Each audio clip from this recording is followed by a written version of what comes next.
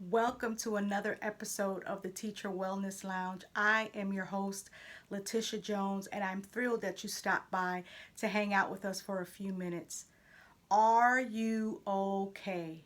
That is the question, teachers. When was the last time you asked yourself, hey, am I okay? When was the last time anybody asked you, are you okay?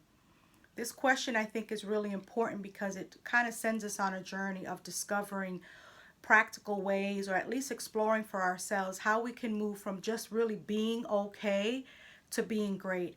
And I know that we are under some very stressful times, but I certainly hope that our time together here at the Teacher Wellness Lounge gives you the opportunity to build that toolbox of self care tools so that even post pandemic, you are equipped to live a healthier, happier life and really reignite your passion for teaching if you find that it's dwindling away.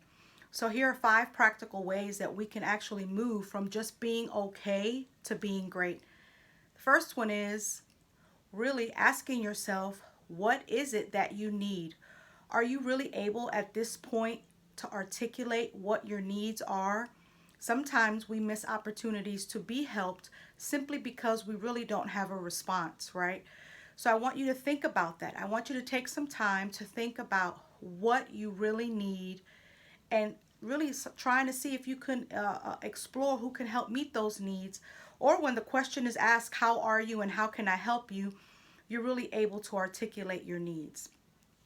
Another great tip for moving from okay to great is to stop apologizing. And this has probably become one of my biggest pet peeves.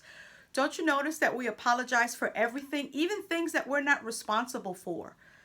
What that begins to do is actually subconsciously makes you responsible for things that have nothing to do with you, which in turn leads to greater stress and anxiety.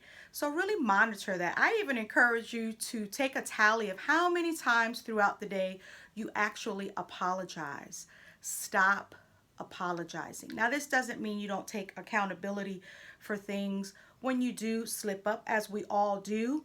But I just want you to know that I think we are just apologizing too much for things that have nothing to do with us.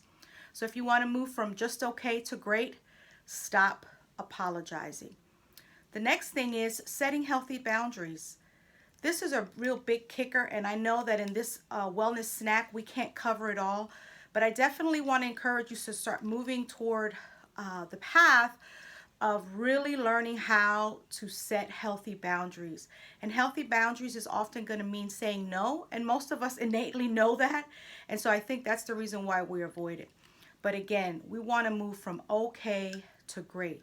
So stop apologizing, set healthy boundaries, and communicate your needs. The next thing I think is really important or might be very helpful for you is to leave work at work. Now, this even includes if you're working remotely from home.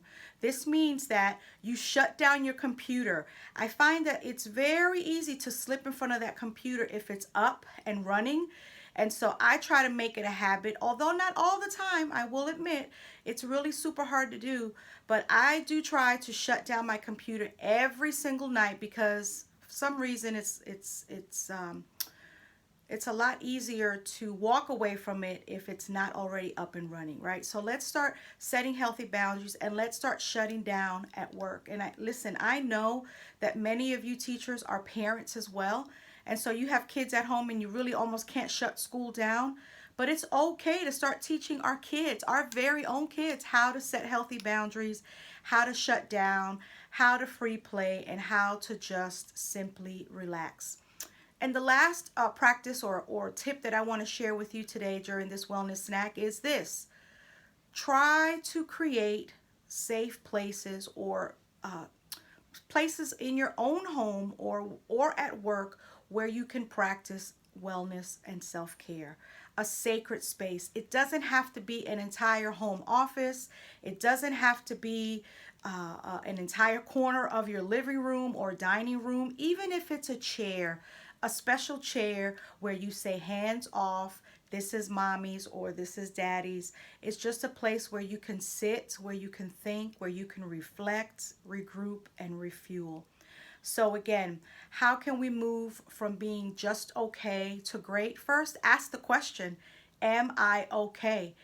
Then you want to move from that to, hey, what are my needs? Can I articulate and communicate my needs?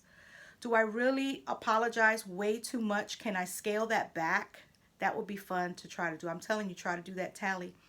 Then setting healthy boundaries, leaving work at work, and finally creating a safe, sacred space for you to practice your self care, whether it's a chair, a whole entire office, a corner, or a piece of closet in your walk in closet, whatever it might be, begin to cultivate a place for you to rejuvenate, regroup, and refuel. Thank you so much for hanging out with me today. Remember to subscribe, like, and tell a friend. And as always, you can expect some additional resources in the description. Until next week, journey well.